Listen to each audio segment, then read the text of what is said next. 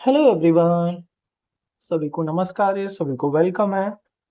आज हम अपना मॉलिक्यूलर फिजिक्स का सेकंड लेक्चर करने वाले हैं, जिसमें हम प्योर रोटेशनल स्पेक्ट्रोस्कोपी का डिस्कस करेंगे। जिसमें प्योर रोटेशनल स्पेक्ट्रोस्कोपी हम समझेंगे रोटेशनल स्पेक्ट्रोस्कोपी में कौन से रीजन में एक्टिव होती है और किन मॉलिक्यूल के लिए एक्टिव होती है। होमो, हमारे पास टू टाइप्स के मॉलिक्यूल होते हैं, होमो न्यूक्लियर मॉलिक्यूल और heteronuclear molecule. Homo nuclear molecule क्या होते हैं, हेट्रोन्यूक्लियर मॉलिक्यूल क्या होते हैं, किन टाइप के मॉलिक्यूल के लिए प्योर रोटेशनल स्पेक्ट्रोस्कोपी एक्टिव होती है, किसके लिए इनएक्टिव होती है, हेट्रो के लिए या होमो के लिए एक्टिव होती है या फिर नहीं होती है। फिर इसके बाद प्योर रोटेशनल स्पेक्ट्रोस्कोपी हम समझने की कोशिश करेंगे। प्योर रोटेशनल स्पेक्ट्रोस्कोपी जो कि माइक्रोवेव रीजन में लाई करती है। फिर इसका हम कॉन्सेप्ट समझेंगे कि हम इसमें रोटेशनल स्पेक्ट्रोस्कोपी दो मॉलिक्यूल एक दूसरे के अराउंड रोटेट कर रहे होते हैं, तो रोटेशन करने के कारण जो ट्रांजिशन होता है, ट्रांजिशन होने के लिए कितनी एनर्जी रिक्वायर्ड होती है। फिर इसके बाद हम दो टाइप से प्योर रोटेशनल स्पेक्ट्रोस्कोपी डिस्कस करें, एक तो रिजिड रोटेटर और एक non rigid rotator. Rigid rotator की जब स्टडी कर रहे थे, उसके लिए किस रूल्स, क्या क्या सिलेक्शन रूल है। फिर इसके बाद हम रोटेशनल स्पेक्ट्रोस्कोपी में हमें कुछ प्रॉब्लम है, कुछ चीजें लग रही थी कि जो कम लग रही थी। फिर इसके बाद हम नॉन रिजिड रोटेटर पे गए, तो वहां हमारे रिजल्ट काफी हद तक एक्सपेरिमेंटली मैच करने लगे। तब हमने नॉन रिजिड रोटेटर के through pure rotational spectroscopy discuss करा। फिर इसके बाद हम कुछ इंटरव्यू के क्वेश्चन जो कि रोटेशनल स्पेक्ट्रोस्कोपी से बन सकते हैं, उनको भी डिस्कस करेंगे। स्टार्ट करते हैं हमारा ये बेसिक, मैंने एक ओवरव्यू दे दिया है कि प्योर रोटेशनल स्पेक्ट्रोस्कोपी में हम क्या क्या चीजें करने वाले हैं। हम स्टार्ट करते हैं pure rotational spectroscopy for rigid rotor model. So so सबसे पहले हम मॉलिक्यूलर स्पेक्ट्रोस्कोपी का जो हमने प्रीवियस फर्स्ट लेक्चर उसको डिस्कस करा था, एक बार उसको रिकॉल कर लेते हैं, जिससे हमें इस लेक्चर को समझने में आसानी होगा। जैसे किसी ने अगर वो लेक्चर नहीं देखा हो तो उसका रिवीजन हो जाए, और जिसने देख रखो उसके लिए उसका बेनिफिट हो जाए, उसके सब चीजें रिकॉल हो जाएंगी। और molecule is a stable combination. हमें पता है मॉलिक्यूल क्या होता है। Molecule is stable combination of two और मोर एटम्स जो कि हेल्ड होते हैं together by chemical bonds. Molecule एक स्टेबल कॉम्बिनेशन होते हैं दो और मोर एटम्स का, जो कि हेल्ड होते हैं टुगेदर बाय केमिकल बॉन्ड्स। अब मॉलिक्यूल्स क्या करते हैं, पोजेस करते हैं, एक तो ट्रांसलेशनल मोशन, दूसरा रोटेशनल मोशन, तीसरा वाइब्रेशनल मोशन, चौथा electronic motion. These motions give rise to different types of spectroscopy. ये मोशन क्या राइज करते हैं डिफरेंट टाइप्स ऑफ स्पेक्ट्रोस्कोपी को। हम मॉलिक्यूल को कहेंगे एक स्टेबल कॉम्बिनेशन है दो और मोर एटम्स का, जो कि साथ होते हैं टुगेदर बाय केमिकल बॉन्ड्स। और मॉलिक्यूल्स पोजेस करते हैं translational motion, rotational motion, vibrational motion and electronic motion. These motion give rise to different types of spectroscopy. Now अगर हम बात करें होमो न्यूक्लियर मॉलिक्यूल्स की, होमोन्यूक्लियर मॉलिक्यूल्स में क्या होगा, molecule formed by two identical atoms. और मॉलिक्यूल जो कि फॉर्म्ड होते हैं by two identical atoms is called homonuclear molecule. और molecule formed by two identical atoms is called homonuclear molecule. Means जो मॉलिक्यूल जो कि दोनों सेम टाइप के आइडेंटिकल एटम्स होंगे, तो जिनके कारण जब मॉलिक्यूल बनेगा हम उसको होमोन्यूक्लियर कहेंगे। जिसे जैसे मैं एक डायग्राम बनाता हूँ जिससे आसानी होगी।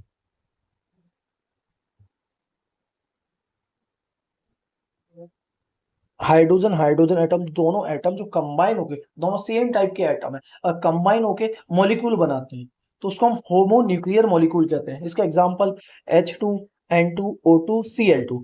अगर इसकी प्रॉपर्टीज की बात करें तो कोई परमानेंट डाइपोल मूवमेंट नहीं होता है। मींस डाइपोल मूवमेंट इसमें डाइपोल मूवमेंट इसमें जीरो होता है, डाइपोल मूवमेंट इसमें जीरो होता है। और सिमेट्रिक मॉलिक्यूल्स के लिए होता है, यूजुअली इनएक्टिव होता है pure rotational and infrared spectroscopy. ये इनएक्टिव होता है किसमें, pure rotational and infrared spectroscopy में, और एक्टिव होता है किसमें, रमन स्पेक्ट्रोस्कोपी में।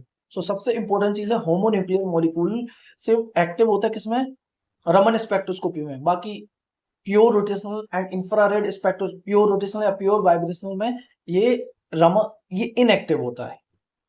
नाउ दूसरे टाइप के मॉलिक्यूल है हमारे पास हेट्रोन्यूक्लियर मॉलिक्यूल। जैसा दो टाइप के सेम टाइप के मॉलिक्यूल होंगे उसके लिए हम होमोन्यूक्लियर मॉलिक्यूल कहेंगे।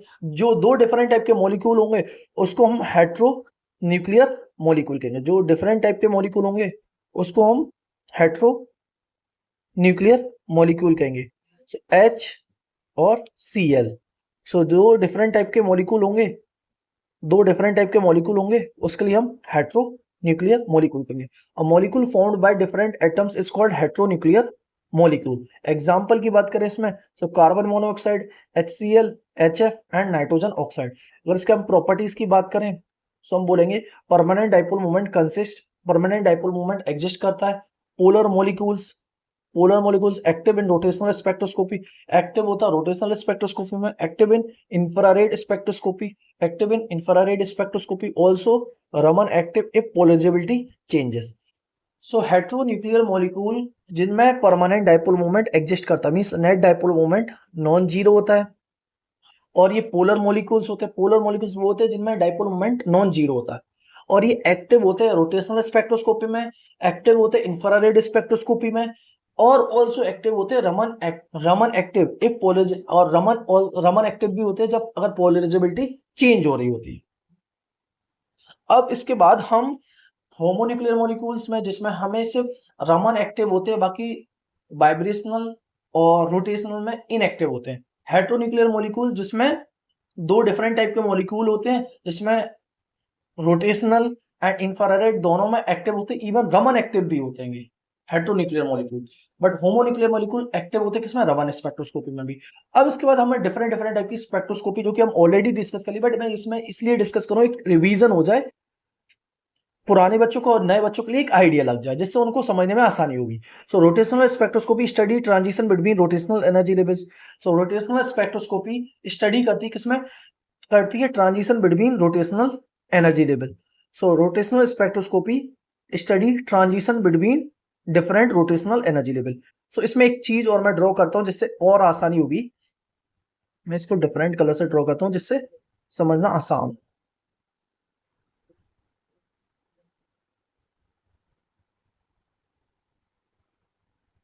ये हम कहेंगे n is equal to 1 to n is equal to 2। ये हमारे इलेक्ट्रॉनिक एनर्जी लेवल है। अब इसी इलेक्ट्रॉनिक एनर्जी लेवल के करस्पॉन्डिंग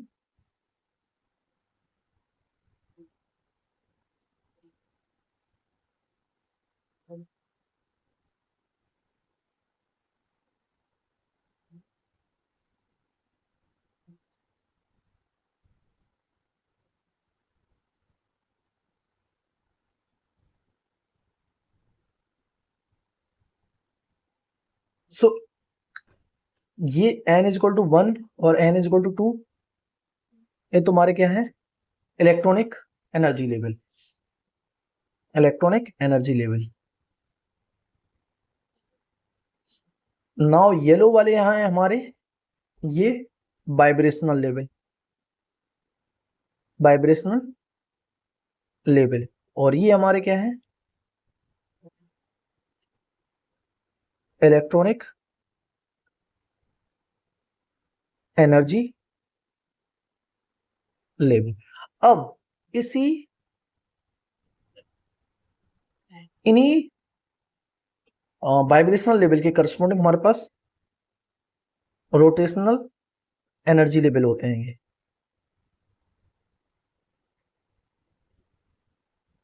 इन्हीं वाइब्रेशनल एनर्जी लेवल के करस्पॉन्डिंग हमारे पास रोटेशनल एनर्जी लेवल होते हैं।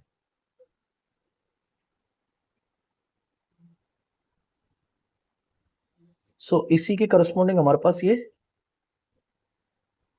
रोटेशनल एनर्जी लेवल होंगे।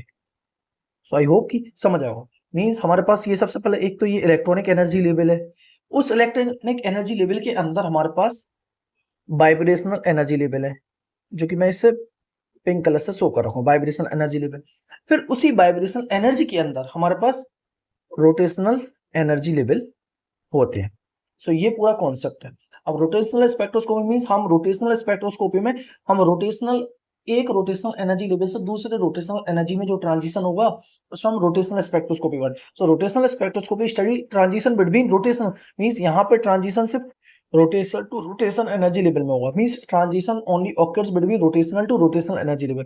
और इसका सिलेक्शन रूल हो जाएगा delta G is equal to +-1। और इसकी कंडीशन क्या होगी, molecules must possesses a permanent dipole moment. Molecule must possess करता है permanent dipole moment. Molecule should be in gaseous state, और मॉलिक्यूल के पास प्रेजेंट होना चाहिए गैसीज स्टेट में। माइक्रोवेव रेडिएशन इज यूज्ड, और इसमें माइक्रोवेव रेडिएशन यूज्ड होते हैं। एग्जांपल की बात करें सो इसमें एग्जांपल हो जाएंगे हमारे पास HCl, HF और कार्बन मोनोऑक्साइड। और रोटेशनल स्पेक्ट्रोस्कोपी में ये होमोन्यूक्लियर मॉलिक्यूल जो कि इनएक्टिव होते हैं, H2N2O2। नाउ हमारे पास दूसरी टाइप की स्पेक्ट्रोस्कोपी है जो कि हमारी वाइब्रेशनल या फिर इंफ्रारेड स्पेक्ट्रोस्कोपी, वाइब्रेशनल या फिर इंफ्रारेड स्पेक्ट्रोस्कोपी। और इसमें क्या होता है, हम स्टडी करते हैं transition between vibrational energy levels. So it studies transition between vibrational energy level. So vibrational energy के लिए हमारे पास formula EV is equal to V+1 H nu, जिसमें selection rule delta V is equal to +-1। और इसकी condition क्या है, dipole movement must change during vibration. So इसकी कंडीशन है कि डाइपोल मूवमेंट मस्ट चेंज होना चाहिए during vibration. Molecules absorb infrared radiation. So vibrational motion तभी होगा जब वाइब्रेशन के टाइम पे उसका डाइपोल मूवमेंट चेंज होना चाहिए, और molecule should absorb infrared radiation. और मॉलिक्यूल अगर इंफ्रारेड रेडिएशन एब्जॉर्ब नहीं करेगा तो वाइब्रेशन स्पेक्ट्रोस्कोपी प्रेजेंट ही नहीं होगा, मींस इंफ्रारेड स्पेक्ट्रोस्कोपी प्रेजेंट ही नहीं होगा। एग्जांपल की बात करें तो HCl, कार्बन मोनोऑक्साइड, H2O, ये सब एक्टिव होते हैं, बट होमोन्यूक्लियर मॉलिक्यूल जो कि इनएक्टिव होते हैं। नाउ इन दोनों का कंबाइन की हम स्टडी करेंगे for the vibrational rotational spectroscopy. So vibrational rotational spectroscopy में means both rotational and vibrational transition occur simultaneous. Means vibrational rotational spectroscopy में रोटेशनल और वाइब्रेशन ट्रांजिशन दोनों एक साथ होंगे। और कहां ऑब्जर्व होंगे, इसको हम इंफ्रारेड रीजन में ऑब्जर्व करते हैं। सिलेक्शन रूल की बात करें तो delta V is equal to +-1 और delta G is equal to +-1 for rotational and delta V is equal to +-1 for vibration. So इसमें हम देखेंगे हमारे पास तीन टाइप की ब्रांच मिलेंगे। अगर P ब्रांच, अगर हम delta G is equal to -1 कहेंगे तब हमारे पास P ब्रांच होगी। Delta G is equal to +1 होगा तब हमारे पास R ब्रांच होगी। और delta G is equal to 0 होगा तब हमारे पास Q ब्रांच होगी। सो हम बोलेंगे normally absent for diatomic molecules. ये नॉर्मली एब्सेंट रहते हैं किसके लिए, डाइएटॉमिक मॉलिक्यूल्स के लिए। नाउ हमारे पास अगली है Raman spectroscopy. So Raman spectroscopy study the inelastic scattering of light. So Raman spectroscopy में हम स्टडी करते हैं the inelastic scattering of light. Selection rule की बात करें so delta G is equal to +-2, delta G is equal to +-2। So Raman spectroscopy study the inelastic scattering of light. Selection rule की बात करें तो delta G is equal to +-2। और condition की बात करें सो कंडीशन की हम बोलेंगे so polarisability must change during vibration. So polarisability change होनी चाहिए during vibration. Permanent dipole movement is not necessary. Permanent dipole movement is not necessary. So Raman spectroscopy हम स्टडी कर रहे थे inelastic scattering of light, जिसका selection rule delta G is equal to +-2 होता है। Condition इसकी कंडीशन ये है कि polarisability must change during vibration and permanent dipole movement is not necessary. और परमानेंट डाइपोल मूवमेंट होना जरूरी नहीं है, बट कंडीशन है कि पोलराइजेबिलिटी चेंज होनी चाहिए ड्यूरिंग वाइब्रेशन। एग्जांपल H2, इसमें होमो हेटेरो सभी टाइप के मॉलिक्यूल एक्टिव होते हैं, H2N2O2 CO2। Means Raman spectroscopy हमारा कह सकते हैं जनरल केस है जिसमें सभी टाइप के मॉलिक्यूल प्रेजेंट होते हैं। बट रोटेशनल और वाइब्रेशनल स्पेक्ट्रोस्कोपी हमने स्टडी करी कि वो सिर्फ तभी प्रेजेंट है जब हमारे पास हेटेरोन्यूक्लियर मॉलिक्यूल। होमोन्यूक्लियर मॉलिक्यूल के लिए रोटेशनल वाइब्रेशनल स्पेक्ट्रोस्कोपी इनएक्टिव होती है ना। अगर हम इनका कंपैरिजन करके देखें तो एक हमें समरी मिल जाएगी, comparison of rotational, vibrational rotational and Raman spectroscopy. So rotational spectroscopy की बात करें सो ये प्रेजेंट होती है माइक्रोवेव रीजन में और परमानेंट डाइपोल मूवमेंट होता है और selection rule delta G is equal to +-1। Vibrational में जो कि इंफ्रारेड रीजन में लाई करती है, इसमें चेंज इन डाइपोल मूवमेंट होना चाहिए और delta V is equal to +-1। Vibrational rotational ये भी इंफ्रारेड रीजन में लाई कर रही होती है। डाइपोल मूवमेंट प्लस रोटेशन, इसमें डाइपोल मूवमेंट प्लस रोटेशन दोनों होना चाहिए। डाइपोल वाइब्रेशनल रोटेशनल की कंडीशन क्या है, एक तो डाइपोल मूवमेंट भी प्रेजेंट होना चाहिए, साथ में रोटेशन भी होना चाहिए। इसका selection rule delta V is equal to +-1 and delta G is equal to +-1। Raman spectroscopy जो कि विजिबल लेजर रेडिएशन, इसमें विजिबल लेजर होती है और इसकी कंडीशन क्या है, इसमें पोलराइजेबिलिटी चेंज होनी चाहिए, change in polarizability. Selection rule delta G is equal to +-2। Now which molecules are active. किस टाइप की स्पेक्ट्रोस्कोपी के लिए किस टाइप के मॉलिक्यूल प्रेजेंट होंगे नहीं होंगे इसको समझते हैं। So H2 molecule means homonuclear, homonuclear में सिर्फ रमन एक्टिव होगा, बाकी सब इनएक्टिव होंगे। Rotational no, no Raman only active and homonuclear. N2 जो कि होमोन्यूक्लियर है, ये सब हमारे होमोन्यूक्लियर है, ये सब हमारे होमोन्यूक्लियर मॉलिक्यूल है। सो इनमें सिर्फ हमारी वाइब्रेशन ओनली एक्टिव होगी, वाइब्रेशन ओनली एक्टिव होगी, क्योंकि ये सब होमोन्यूक्लियर मॉलिक्यूल है, होमोन्यूक्लियर मॉलिक्यूल है। और हमारे पास दूसरा हेट्रोन्यूक्लियर मॉलिक्यूल। सो हेट्रोन्यूक्लियर मॉलिक्यूल, हेट्रोन्यूक्लियर मॉलिक्यूल में तीनों स्पेक्ट्रोस्कोपी प्रेजेंट होती है, rotational, infrared and Raman. Rotational, infrared और रमन, रोटेशनल, इंफ्रारेड और रमन, रोटेशनल, इंफ्रारेड और रमन, और ये हेट्रोन्यूक्लियर मॉलिक्यूल होते हैं। सो ये हमने एक ओवरव्यू पूरा समराइज कर लिया है। तो अब इसके इंपॉर्टेंट की पॉइंट्स की बात करें तो हम बोलेंगे homonuclear molecules have a no permanent dipole moment. Heteronuclear molecule possesses a permanent dipole moment.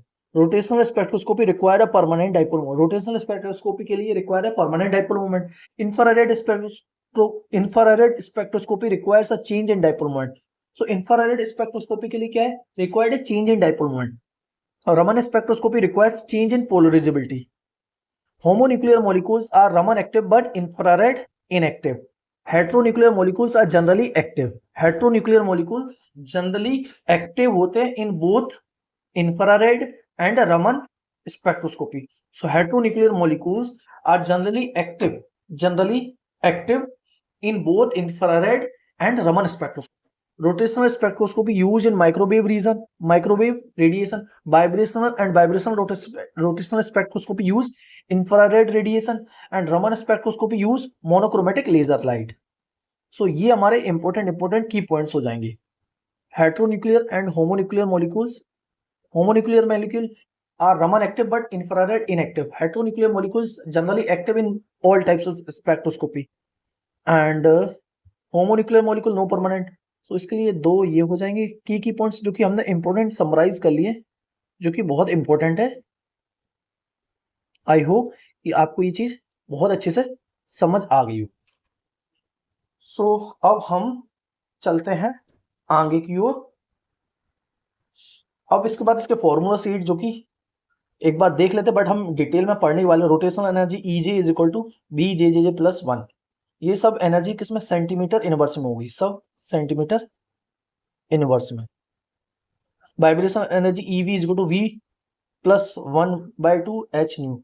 Rotational selection rule delta J is equal to plus minus 1। Vibrational selection rule delta V is equal to plus minus 1। Raman selection rule delta J is equal to plus minus 2। So 1 minute, like 1 minute में homonuclear molecules Raman active and infrared active. Heteronuclear molecule rotational and infrared active. Rotational spectroscopy required permanent dipole moment. Infrared spectroscopy required change in dipole moment. Raman spectroscopy required change in polarisability. Now in सबको हम एक table के form में summarise कर लेते हैं। Already हमने detail में समझ लिया, बट एक टेबल के फॉर्म में हम समराइज कर लेते हैं। So heteronuclear diatomic, homonuclear diatomic. Heteronuclear diatomic means different type के molecule, homonuclear diatomic means same type के मॉलिक्यूल। प्योर रोटेशनल स्पेक्ट्रोस्कोपी इसमें एक्टिव रहेगी क्योंकि permanent dipole moment is there, and selection rule delta G is equal to plus minus 1। Rotational spectroscopy absent होगी क्योंकि इसमें permanent dipole moment 0 होता है। Rotational doesn't change, so no microwave activity, pure rotation, so dipole moment 0 होता है। Vibrational spectroscopy infrared spectroscopy बोलते हैं। Change in dipole moment, इसमें चेंज इन डाइपोल मोमेंट होता है ड्यूरिंग वाइब्रेशन। इसका selection rule delta V is equal to plus minus 1। Vibrational spectroscopy no change in dipole moment during vibration, so ये infrared inactive होते हैं for pure rotation. Now तीसरा Raman spectroscopy.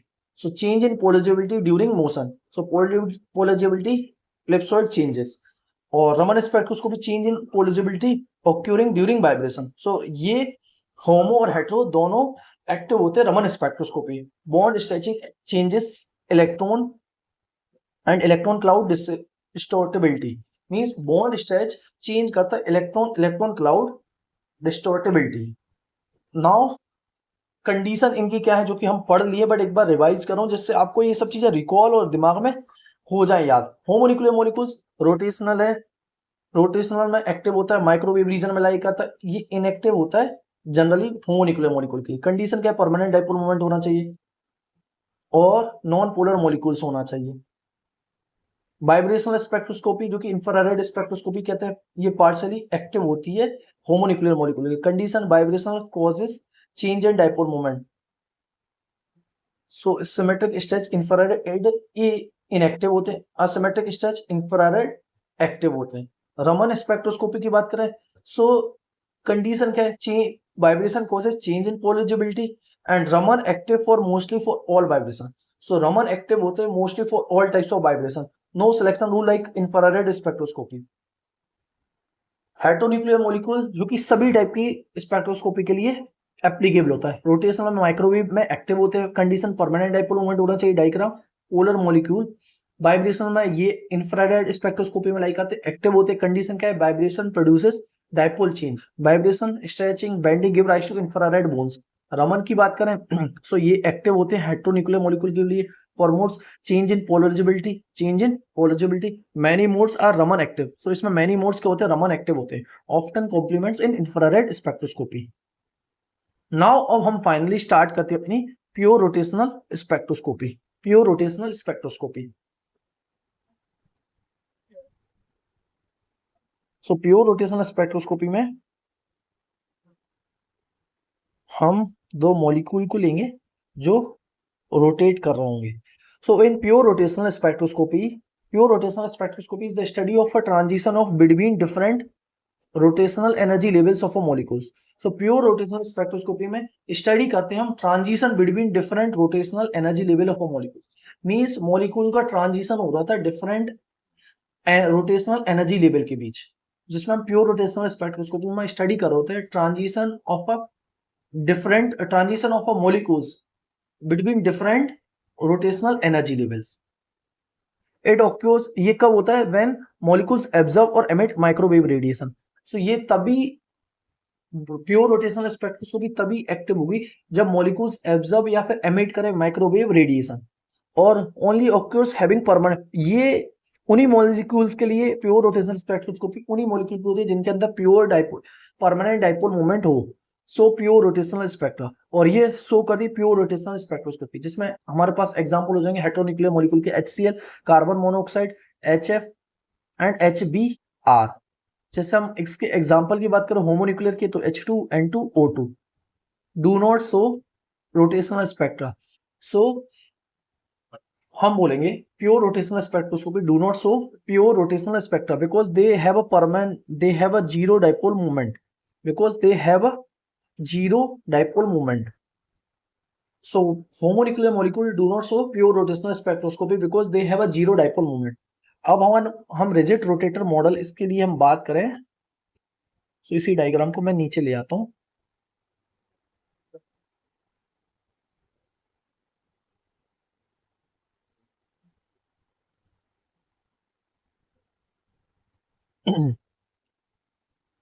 So diatomic molecule is treated as a two mass joined by rigid bond.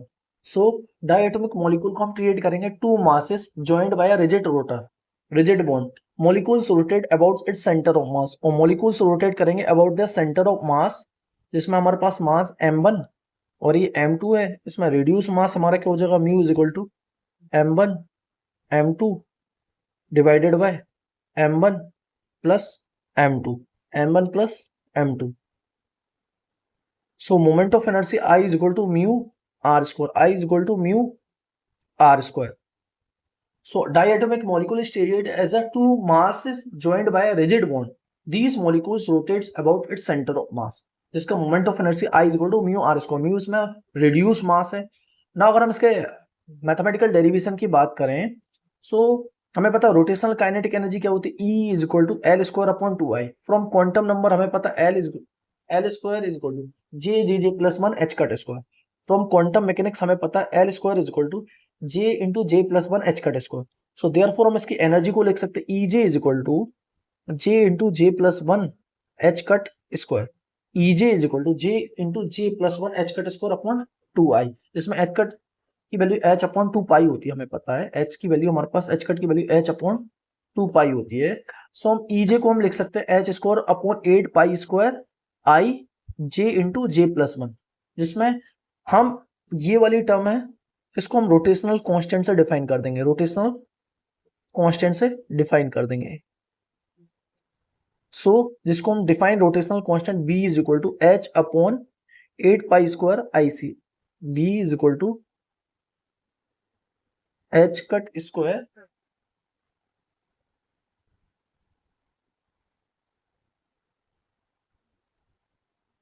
H cut square upon 2 pi square AC, जिसमें अब ये हमारी actual में ये एनर्जी आ रही है, हमारी एनर्जी, ये एनर्जी हमारी जूल्स में आ रही है। हम चाहते हैं कि हमारी एनर्जी एक्सप्रेस्ड हो सेंटीमीटर इनवर्स में। सो हम क्या करेंगे, इसको डिवाइड कर देंगे, F J is equal to E J upon H C, E J upon H C से डिवाइड करेंगे, ई जे अपॉन एच सी से डिवाइड करेंगे, ठीक है। सो ई जे, देखो मैं करता हूं, E J is equal to F J is equal to E J upon H C, so F J is equal to E J H square upon 8 pi square I C into H C J into J plus 1। So 1h से 1h cancel, so F J is comes out to be h upon 8 pi square I C J into J plus 1। So F J is equal to, हम बोलेंगे B J into J plus 1, B F J की जगह हम क्या लिखेंगे, F J is equal to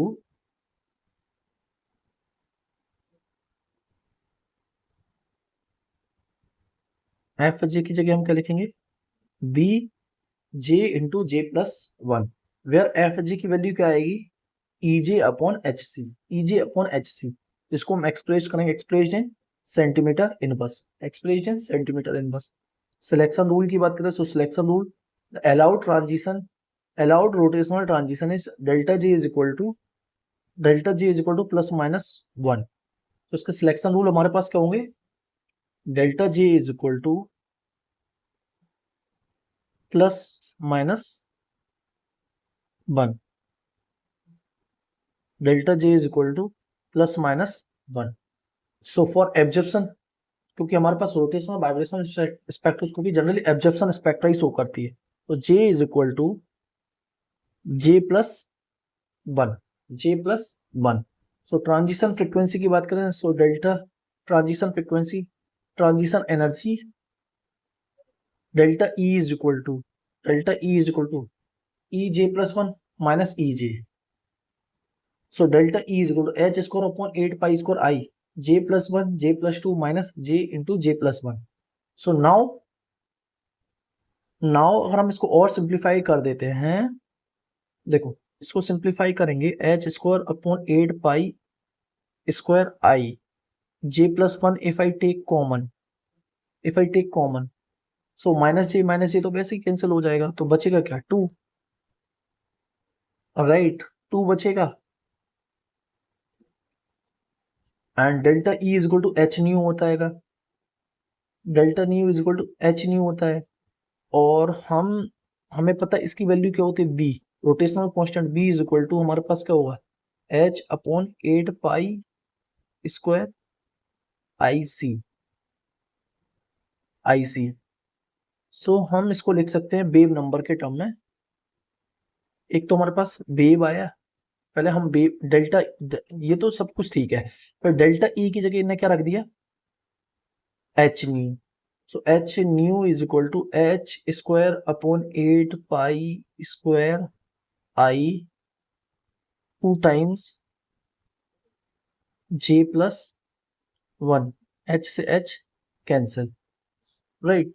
now हम इसको wave number के टर्म में लिख सकते हैं, वेव नंबर के टर्म में कैसे लिखेंगे, वेव नंबर के टर्म में न्यू अपॉन एच सी से डिवाइड कर देंगे, सो इसके पास हमारे पास आएगा एच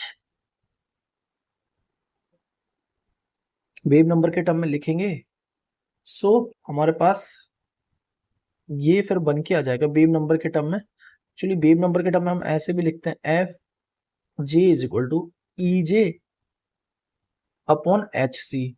सो वेव नंबर के टर्म में लिखेंगे, सो 2v इंटू जे प्लस 1, ये तो तुम्हारा क्या हो जाएगा, b हो जाएगा।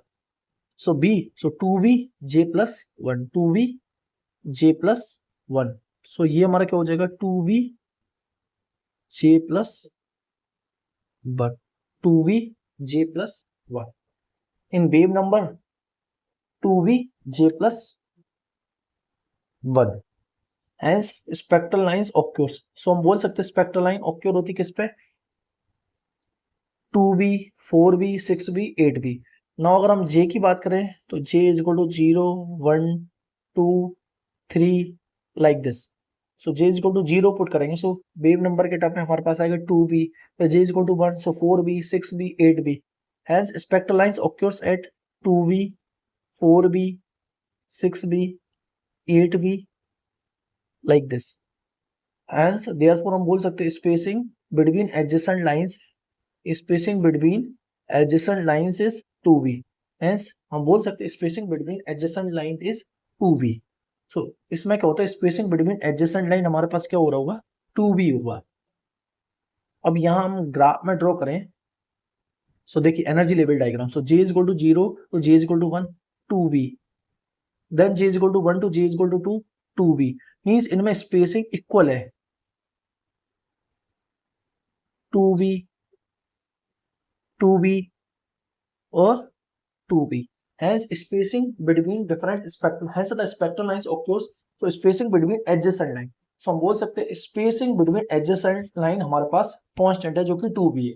now अगर हम इसके characteristics की बात करें, so हम बोलेंगे characteristics में हमारे पास क्या है, एक तो ऑब्जर्व इन माइक्रोवेव रीजन, तो इसको हम ऑब्जर्व करते हैं माइक्रोवेव रीजन में। इक्वली स्पेस्ड स्पेक्ट्रल लाइंस है, रिक्वायर्स परमानेंट डाइपोल मूवमेंट, इसके लिए हमें परमानेंट डाइपोल मूवमेंट जरूरत है। Explain using rigid rotator model, हम इसको एक्सप्लेन करते हैं यूजिंग रिजिड रोटेटर मॉडल की मदद से।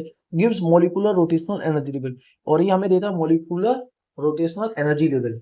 नाउ अगर हम इसके फिजिकल मीनिंग की बात करें, सो फिजिकल मीनिंग की बात करें, सो हम बोलेंगे molecules rotate only with quantize energies. So molecules rotate करते हैं only with quantize energies, means जब मॉलिक्यूल को माइक्रोवेव ऑर्डर की एनर्जी मिलेगी तभी वो रोटेट करेंगे और तभी वो ट्रांजिशन करेंगे from one rotational energy level to दूसरे रोटेशनल एनर्जी लेवल में। Rotation can not take arbitrary values, और रोटेशन कोई भी आर्बिटरी वैल्यू नहीं लेती। Microwave photons produce transition between rotational levels, so microwave photons produce करते हैं transition between rotational levels. So microwave photons produces transition between rotational levels. So microwave photons produce करता है transition between rotational level. The spacing between level increases with increasing J, spacing between levels increase करती जाती है जैसे जैसे जे increase करता जाता है। Rotational spectra reveal the size and shape of a molecules, so हम बोल सकते हैं रोटेशनल स्पेक्ट्रा रिवील करता है मॉलिक्यूल की साइज को और शेप, किस टाइप का शेप है मॉलिक्यूल। अगर हम इसके सिग्निफिकेंस की बात करें, मींस हम रोटेशनल स्पेक्ट्रोस्कोपी को पढ़ने के बाद हमें क्या क्या चीजें इंपॉर्टेंस है जो कि हमें मिल रही है। एक तो हम डिटरमाइन कर पा रहे हैं बॉन्ड लेंथ को, calculate the moment of inertia, measure molecular structure, और मेजर कर पा रहे हैं हम मॉलिक्यूलर स्ट्रक्चर को। आइडेंटिफाइज अननोन मॉलिक्यूल्स, आइडेंटिफाइज कर पा रहे हैं हमारे अननोन मॉलिक्यूल्स को। वेरीफाइज क्वांटम मैकेनिक्स, हम वेरीफाइज कर पा रहे हैं क्वांटम मैकेनिक्स को। मेजर रोटेशनल कांस्टेंट, मेजर कर पा रहे हैं रोटेशनल कांस्टेंट को। डिटरमाइन आइसोटोपिक कंपोजिशन, और डिटरमाइंस कर पा रहे हैं आइसोटोपिक कंपोजिशन को। सो हम बोल सकते हैं रोटेशनल स्पेक्ट्रोस्कोपी से हम तो डिटरमाइन कर पा रहे हैं बॉन्ड लेंथ को, मोमेंट ऑफ इनर्शिया को कैलकुलेट कर पा रहे हैं, मेजर कर पा रहे हैं मॉलिक्यूलर स्ट्रक्चर को, आइडेंटिफाई कर पा रहे हैं अननोन मॉलिक्यूल्स को, वेरीफाई कर रहे हैं क्वांटम मैकेनिक्स को, मेजर कर रहे हैं रोटेशनल कांस्टेंट को, डिटरमाइन आइसोटोपिक कंपोजिशन को। ना अगर हम इसके एप्लीकेशन की बात करें, सो एप्लीकेशन में हम बोल सकते हैं मॉलिक्यूलर स्ट्रक्चर डिटर्मिनेशन में हमें हेल्पफुल है। बॉन्ड लेंथ मेजरमेंट में हमें यूजफुल है।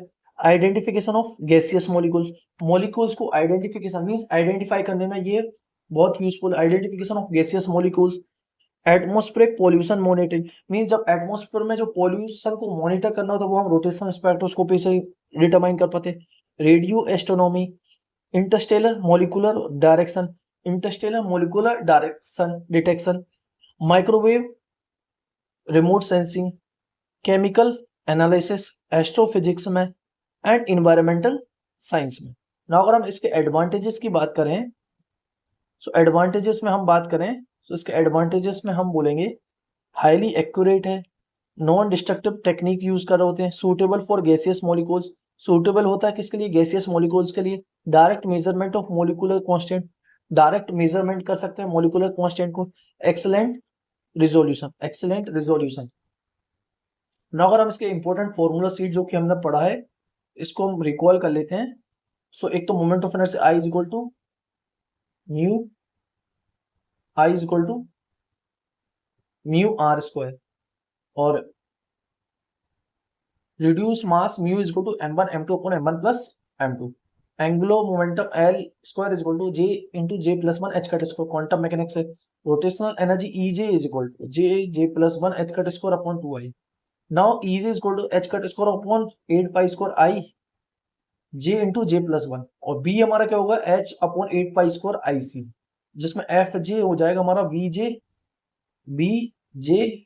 जे plus one, delta J is equal to plus minus one. Wave number की बात करें delta mu is equal to 2v J plus one. ना क्विक रिवीजन करते हम, सो हम बोल सकते हैं pure rotational spectra occurs in microwave region. So pure rotational spectra occur होता है तो माइक्रोवेव रीजन में। Only polar molecule show rotational spectra, polar molecule only show करते हैं रोटेशनल स्पेक्ट्रा को। Selection rule delta J is equal to plus minus one, spectral line spacing 2v, और use करते हैं to determine bond length and molecular structure. इसको use करते हैं हम किसके लिए, बॉन्ड लेंथ और मॉलिक्यूलर स्ट्रक्चर फाइंड करने।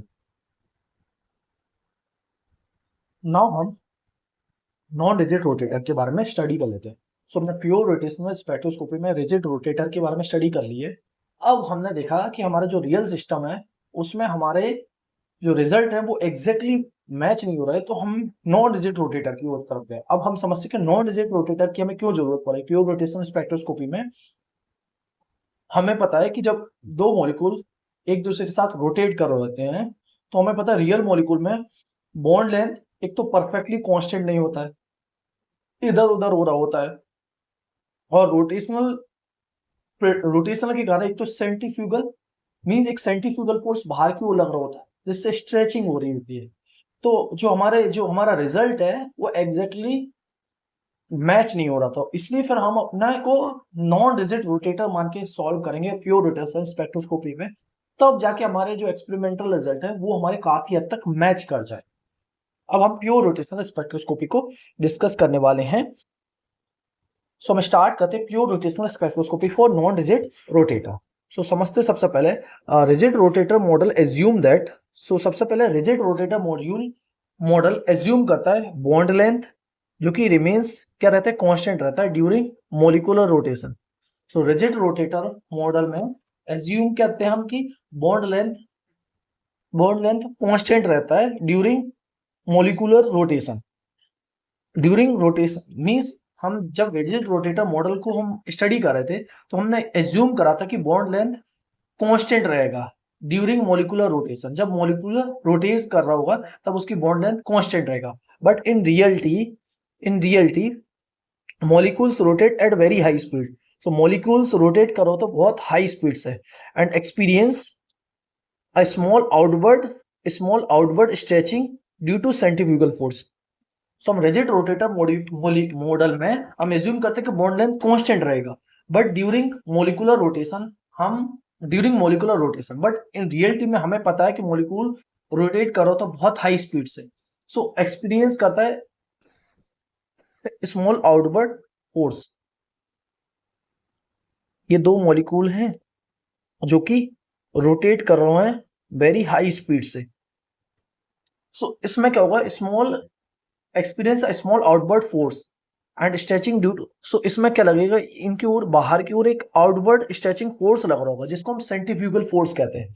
हैंस बॉन्ड लेंथ इंक्रीज कर जाएगा स्लाइटली। सो इनमें सेंट्रीफ्यूगल फोर्स बाहर की ओर लग रहा होगा जिससे इनकी बॉन्ड लेंथ इंक्रीज कर जाएगी। सो इससे इनकी बॉन्ड लेंथ इंक्रीज कर जाएगी। Hence bond length increases slightly, making the molecules as a non-rigid rotator. जिससे ये molecule क्या बन जाएंगे, अब non-rigid rotator बन जाएंगे। So non-rigid rotator model provides a more accurate description of a pure rotational spectra. So हम बोल सकते हैं non-rigid rotator model हमें provide करता है more accurate description of a pure rotational spectra by introducing the effect of centrifugal distortion. क्योंकि ये हम इंट्रोड्यूस कर दे रहे हैं सेंट्रीफ्यूगल डिस्टॉर्शन, जिससे हमारा अब रिजल्ट जो एक्सपेरिमेंटल आ रहा है, जो रियल मॉलिक्यूल के हमारा जो रिजल्ट आ रहा है वो कुछ काफी हद तक एग्जैक्टली मैच कर जाए।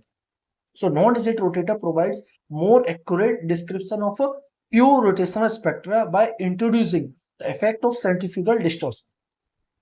Why non rigid rotator? So non rigid rotator क्यों चाहिए होते हैं हमें? नॉन रिजिड रोटेटर की क्यों जरूरत है? हमें पता है in real molecules bond length is not perfectly constant. So real molecule में एक तो बॉन्ड लेंथ कांस्टेंट नहीं होता है, rotation produces centrifugal stretching. So rotation produce कर रहा होता है centrifugal stretching.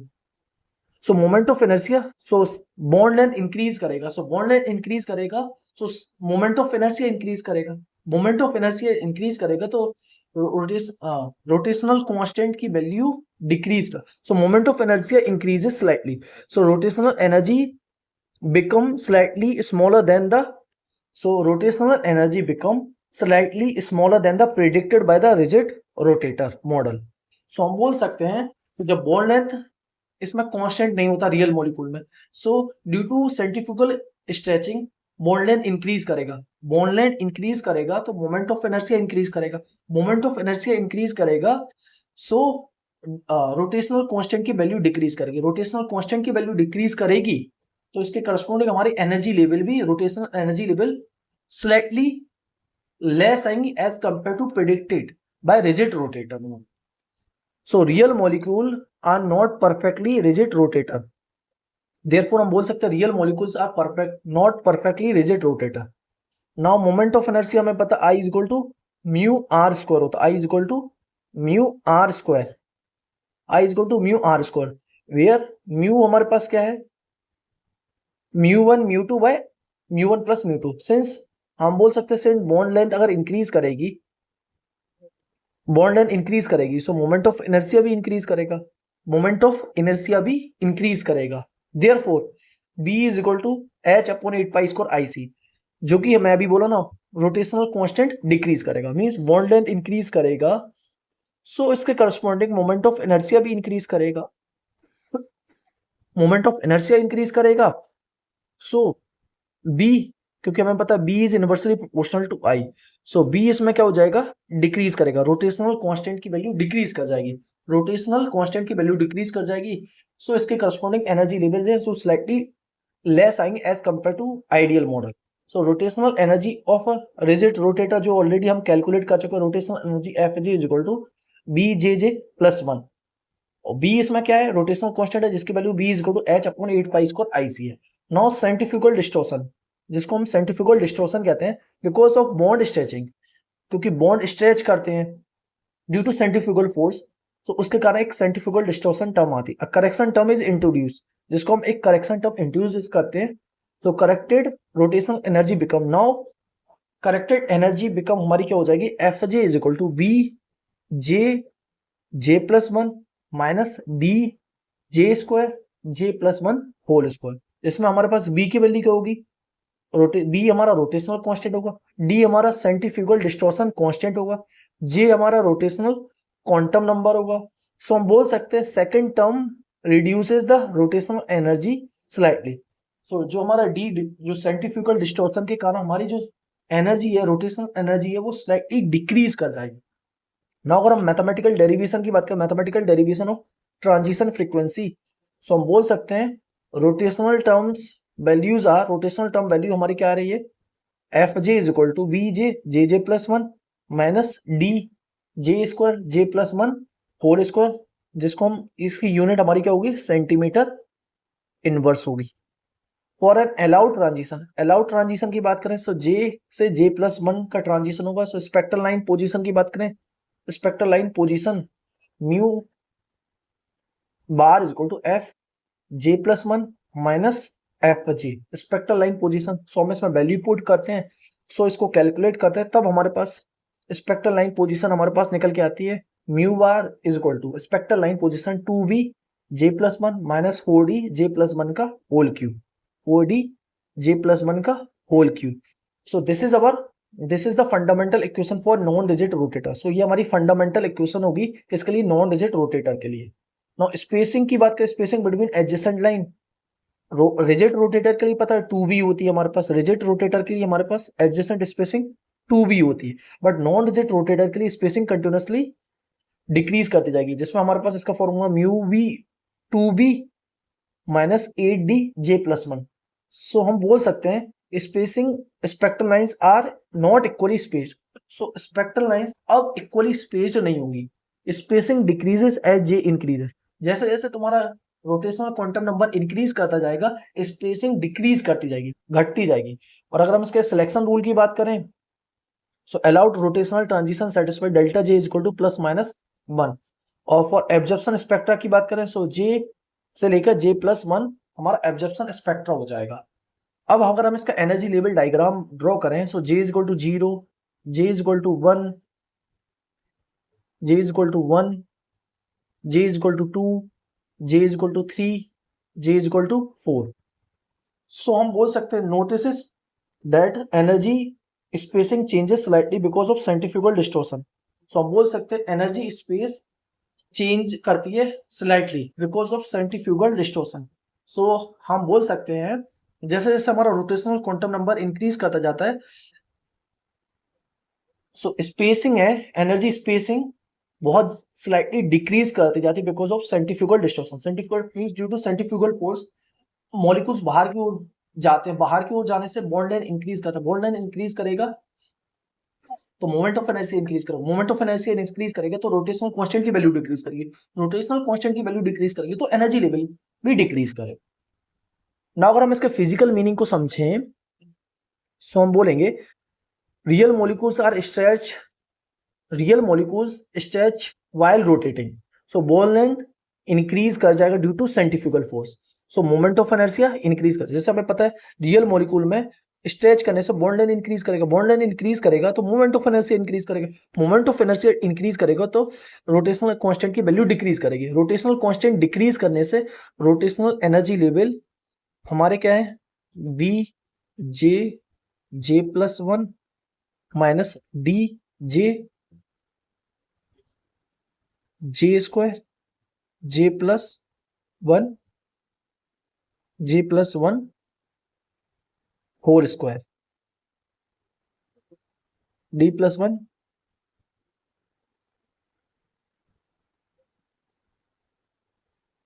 J+1 whole square. So rotational constant decrease करेगा जिससे क्या होगा, rotational energy become slightly closer at higher value. So rotational energy level क्या हो जाते हैं, बहुत क्लोज हो जाते हैं at higher value of J. अब हम बोल सकते हैं spectral lines gradually move close together. So spectral lines gradually move करते जाते हैं, मूव क्लोज टुगेदर। नाउ अगर हम इसके सिग्निफिकेंस की बात करें, सो सिग्निफिकेंस की बात करें हम, सो हम बोलेंगे gives a realistic model of molecular rotation. So एक तो ये रियलिस्टिक मॉडल देता है हमारे लिए मॉलिक्यूलर रोटेशन का, explain unequal spacing of rotation, और ये एक्सप्लेन करता है जो कि हमारा रियल एक्सपेरिमेंट में अनइक्वल स्पेसिंग आ रही तो रोटेशनल लाइंस की, डिटरमाइन करता है सेंट्रीफ्यूगल डिस्टॉर्शन कांस्टेंट, प्रोवाइड करता है एक्यूरेट बॉन्ड लेंथ को, डिटरमाइंस करता है मॉलिक्यूलर फोर्स कांस्टेंट को, इंप्रूव माइक्रोवेव स्पेक्ट्रल एनालिसिस, और इंप्रूव करता है माइक्रोवेव स्पेक्ट्रल एनालिसिस को, सपोर्ट क्वांटम मैकेनिक्स थ्योरी को। अगर हम नाउ कंपेयर करके देखें रिजिड रोटेटर और नॉन रिजिड रोटेटर में, सो एक हमें आइडिया लग जाएगा, पिक्चर और अच्छे से क्लियर हो जाएगी।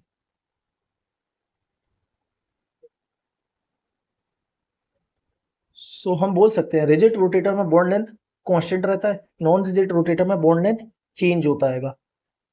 रिजिड रोटेटर में no centrifugal stretching, non rigid rotator में सेंट्रीफ्यूगल स्ट्रेचिंग प्रेजेंट होता है। ये इक्वली स्पेस लाइन होती है, अनइक्वली स्पेस होती है। वेव नंबर की बात करें 2b J+1 और इसमें क्या था, wave number 2b(j+1 4d(j+1 whole cube.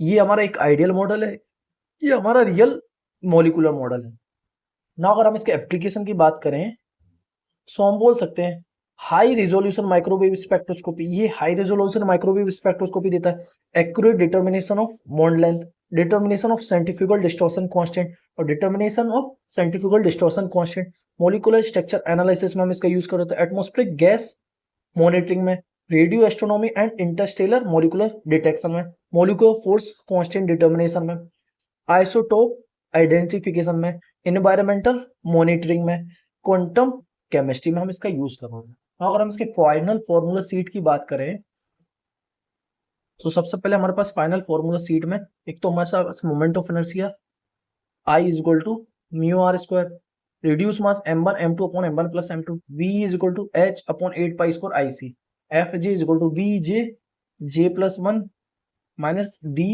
जे स्क्वायर j+1 का whole square, delta J is equal to +(-1) और wave number 2b j+1 4d j+1 का होल क्यूब। और वेव स्पेक्ट्रल स्पेसिंग की बात करें तो 2b -8d j+1, ये हमारा स्पेक्ट्रल स्पेसिंग हो जाएगा ना। अगर क्विक रिवीजन हम फॉर्मूला लास्ट रिवीजन करें तो हम बोल सकते हैं real molecules behave as a non rigid rotator, centrifugal force increases bond length, so rotational constant decrease कर जाता है, so line spacing decreases with increasing J, so correction term इसमें ऐड होती है -d(j+1 का होल स्क्वायर। ट्रांजिशन फ्रीक्वेंसी की बात करें तो 2b j+1 4d j+1 का होल। सो हमने rigid and non rigid rotator का डिटेल में अच्छे से डिस्कस करा। Rigid rotator real ideal molecule के लिए, बट रियल मॉलिक्यूल में हमने देखा कि स्ट्रेचिंग के कारण बॉन्ड लेंथ इंक्रीज करेगा, बॉन्ड लेंथ इंक्रीज करेगा तो मोमेंट ऑफ इनर्शिया इंक्रीज करेगा, मोमेंट ऑफ इनर्शिया इंक्रीज करेगा तो हमारे पास रोटेशनल कांस्टेंट की वैल्यू डिक्रीज करेगी, रोटेशनल कांस्टेंट की वैल्यू डिक्रीज करेगी तो एनर्जी डिक्रीज करेगी, एनर्जी की डिक्रीज करने से स्पेसिंग घटती जाती है। नाउ हम लास्ट जो कि हमारा बहुत इंपॉर्टेंट है, इंपॉर्टेंट इंटरव्यू क्वेश्चन जो कि पूछ सकते हैं इस टॉपिक से, उसको और डिस्कस कर लेते हैं। तो सबसे पहले what is rotational spectroscopy, what is rotational spectroscopy and why is it important, और ये इंपॉर्टेंट क्यों। सो हम बोलेंगे rotational spectroscopy study transition between quantize rotational energy levels of a molecule. So rotational spectroscopy study करती है transition between quantized rotational energy level of a molecule due to absorption and emission of microwave radiation, due to absorption and emission of microwave radiation, microwave radiation. So microwave reason लाई करता है 1 gigahertz से 300 gigahertz तक, 1 gigahertz से 300 gigahertz. Only molecules having a permanent dipole moment exhibit rotational spectra. So molecule जिसमें permanent dipole moment होता है उसी के करस्पॉन्डिंग हमारे पास रोटेशनल स्पेक्ट्रा होता है। So rotational spectrum act as a fingerprint of a molecule. So हम बोल सकते हैं रोटेशनल स्पेक्ट्रा एक प्रकार से फिंगरप्रिंट का काम कर रहा है मॉलिक्यूल के लिए और प्रोवाइड करता है high accurate molecular structure information, और ये provides highly accurate molecular structural information. What is rigid rotator model. So rigid rotator model क्या होगा, सो हम बोलेंगे rigid rotator assume that bond length remains constant. So rigid rotator assume that bond length remains constant during rotation and moment of inertia I is equal to mu r square, I is equal to mu r square, I is equal to mu r square. So reduce mass mu is equal to m1 m2 upon m1 plus m2, m1 m2 upon m1 plus m2। अगर हम इसका physical meaning की बात करें तो nuclei rotate without changing their separation. So nuclei rotate करता है without change their separation. Now second, define drive rotational energy level of a rigid rotator, drive rotational energy level of a rigid rotator. So rotational Hamiltonian H is equal to L square upon 2I, L square upon 2I। Since L square हमें पता है J+1 H cut square, so the rotational energy is EJ is equal to H cut square upon 2I J into J+1 और BHC J into J+1, जिसमें हमारे पास B की value क्या होगी H upon 8 pi square IC। So हम बोल सकते हैं rotational energy is quantize and depends on moment of inertia. Rotational energy तो क्वांटाइज है, तो डिपेंड्स करेगी मोमेंट ऑफ इनर्शिया पे। What is the selection pole rotational, what is the selection pole selection rule for rotational transition. So allowed transition हमारे पास क्या है, delta J is equal to plus minus 1। And transition frequency की बात करें सो 2v j+1। और अगर हम इसका फिजिकल मीनिंग की बात करें हम, so physical meaning, so only 1 unit of rotational angular momentum is exchanged. Only 1 unit of rotational angular momentum is exchanged during absorption or emission. So only 1 unit of rotational angular momentum exchange होता है during absorption or emission. So only 1 unit of rotational angular momentum exchange होता है during absorption or emission. Why are rotational spectral lines equally spaced in the rigid rotator? So why are rotational spectral lines equally spaced in rigid rotator model? So transition energy delta E is equal to Ej plus 1 minus Ej. So delta E is equal to 2V HC J plus 1. Hence adjacent lines are separated by, हम बोल सकते हैं equally spaced है. So why are rotational lines are equally spaced in the rigid rotator? So हमने देखा था adjacent lines are separated by only 2V because यहाँ moment of inertia constant है, means constant moment of inertia leads to equally spaced microwave lines. Means rotational spectral line for rigid rotator के लिए spacing constant आती है। क्यों आती है? क्योंकि यहाँ मोमेंट ऑफ इनर्शिया चेंज नहीं होगा। What is non rigid rotator model? So what is non rigid rotator model? Non rigid rotator model क्या होता है? So real molecules are perfectly rigid, so during rapid rotation bond length increase करता है, moment of inertia increase करता है, rotational constant decrease करता है। This effect is called centrifugal distortion. इस इफेक्ट को हम क्या कहते हैं? सेंट्रीफ्यूगल डिस्टॉर्शन कहते हैं। Means high rotational speed stretches the bond length, means high speed rotation से बॉन्ड लेंथ स्ट्रेच करती जाती है। Right the energy expression for non rigid rotator. So क्या एनर्जी एक्सप्रेशन होगी नॉन रिजिड रोटेटर के लिए? So centrifugal including centrifugal distortion Ej is equal to BHC J+1 minus D J+1 whole square clear, जिसमें D हमारे पास क्या है? Centrifugal distortion constant. D is centrifugal distortion constant. Now अगर हम फिजिकल मीनिंग की बात करें, so energy level shift slightly due to bond stretching. तो एनर्जी लेवल शिफ्ट करते हैं slightly due to bond stretching. Why are spectral lines are not equally spaced in non rigid rotator? जो कि अभी reason दिए कि मोमेंट ऑफ इनर्शिया चेंज करता है, जिसके कारण energy levels are not equally spaced. So transition frequency become mu is equal to 2v j+1 minus d 4d j+1 का whole cube. So j increase करेगा, सो स्पेसिंग डिक्रीज करेगी, spacing decrease करती है, spacing decreases. So हम बोलेंगे physical meaning, increasing rotational speed stretches the bond increases the moment of inertia and reducing the spacing between adjacent line. So इससे क्या होता है? reduce करता है adjacent, reducing the spacing between adjacent lines. Compare rigid and non-rigid model. So compare rigid and non-rigid models. So हम compare करके बताते हैं rigid और non-rigid rotator model में। So bond length rigid rotator में क्या होता है? constant रहता है और नॉन रिजिड में चेंज होता है। मोमेंट ऑफ इनर्शिया रिजिड में कांस्टेंट रहता है, नॉन रिजिड में वेरिएबल होता है। लाइन स्पेसिंग इक्वल रहती है रिजिड में और अनइक्वल हो जाती है नॉन रिजिड में। सेंट्रीफ्यूगल डिस्टॉर्शन एब्सेंट रहता है रिजिड में, नॉन रिजिड में प्रेजेंट रहता है। एक्यूरेसी रिजिड में अप्रोक्सीमेट है और नॉन रिजिड रियलिस्टिक है। सो हम बोल सकते हैं non rigid rotator provides a realistic description of molecular rotation. So non rigid rotator हमें प्रोवाइड करता है more realistic description of a molecular rotation. Why do only polar molecules exhibit rotational spectra? So why only polar molecules exhibit rotational spectra? So हमें पता है polar molecules के लिए dipole moment non zero होता है। So example HCl HF carbon monoxide. Non polar molecules जिसमें N2O2 H2 आता है, जिसमें dipole moment जीरो आता है। So microwave radiation interacts only with permanent electric dipole moment. So हम बोल सकते हैं microwave radiation interact करती only with those molecules जिसमें permanent dipole moment present होता है। How is bond length is determined using rotational spectroscopy? So हम bond length को कैसे determine करते हैं? Using rotational spectroscopy से। So हमें पता है B हमारा क्या है? B is equal to H upon 8 pi square IC, जिसमें I कैलकुलेट I करते हैं हम, जिससे I is equal to mu R square. So R is equal to I upon mu, means हम बॉन्ड लेंथ को कैसे डिटरमाइन करते हैं, बी हमें पता है तो हम आई पता कर लेंगे, आई पता चल गया तो हम उससे आर पता कर लेंगे। सो हम बॉन्ड लेंथ को इजीली पता कर सकते हैं कैसे, बस using B is equal to, अगर हमें मोमेंट ऑफ इनर्शिया पता है तो हम I is equal to mu, पहले हमें बी से आई पता चल जाए, आई से हम आर पता कर सकते हैं। So rotational spectra provides one of the most accurate method for determining bond length. So rotational spectra provide one of the most accurate method for determining bond length. Bond length determine करने के लिए one of the accurate method है।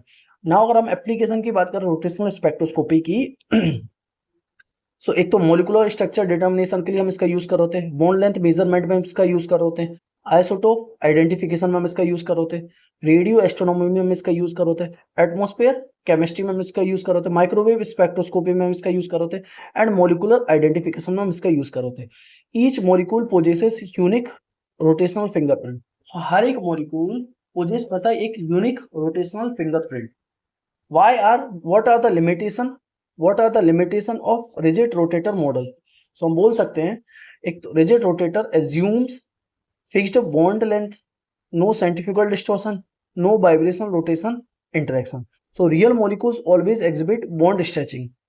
So rigid rotator is an ideal model, whereas non-rigid rotator closely represents real model. Why is rotational spectroscopy frequently asked in, मतलब interview वगैरह में हम इसका इसलिए यूज करते हैं क्योंकि एक तो ये क्वांटम मैकेनिक्स को कनेक्ट हो जाती है, मोलिकुलर स्पेक्ट्रोस्कोपी, माइक्रोवेव स्पेक्ट्रोस्कोपी, इसमें सिलेक्शन रूल भी आ जाते हैं, मोलिकुलर स्ट्रक्चर के बारे में पता चलता है, सेंट्रीफ्यूगल डिस्टॉर्शन के बारे में पता चलता है, बॉन्ड लेंथ डिटर्मिनेशन भी हम इससे पता कर लेते हैं। सो रिजिड रोटेटर, फिर नॉन रिजिड रोटेटर, फिर रोटेशनल स्पेक्ट्रम, मोलिकुलर स्ट्रक्चर। सो हम बोल सकते हैं finally rotational spectroscopy explains how molecular rotation become quantized and how real molecules affects such as centrifugal distortion.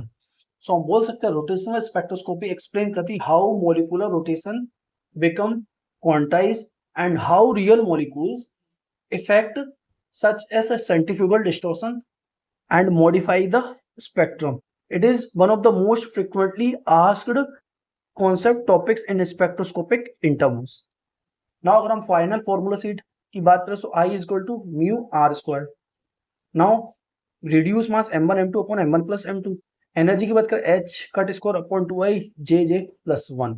सो जिसमें centrifugal distortion constant, rotational constant की value b is equal to h upon 8 pi square ic। Selection rule delta j is equal to plus minus 1। Spacing spectral line mu is equal to 2b j plus 1।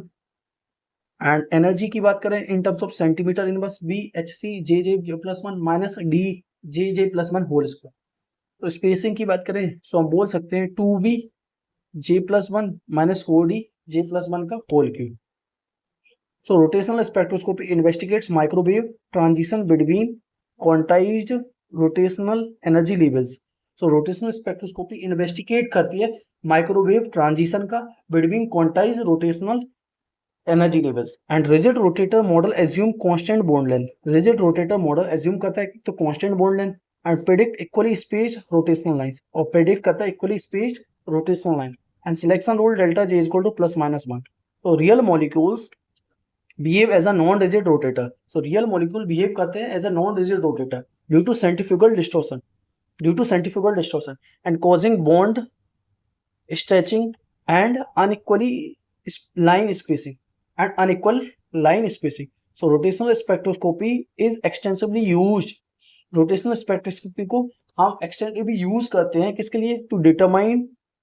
to determine bond length, moment of inertia, isotopic composition, molecular structure and making a core understanding of molecular structure.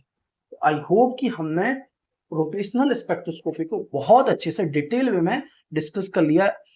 I hope कि lecture बहुत अच्छा लगा होगा जिसमें हमने सबसे पहले समझा मोलिकुलर स्पेक्ट्रोस्कोपी, फिर रामान किस टाइप के मोलिकुलर कौन सी चीज एक्टिव होगी किसके लिए इनएक्टिव होगी, फिर रिजिड रोटेटर के बारे में समझा, फिर रिजिड रोटेटर में हमने देखा, फिर इसके बाद हमने देखा नॉन रिजिड रोटेटर, फिर उसको डिटेल में समझा, फिर उसके बाद हमने इंटरव्यू से रिलेटेड क्वेश्चन भी डिस्कस कर लिए जो कि इंटरव्यू में जनरली पूछे जाते हैं।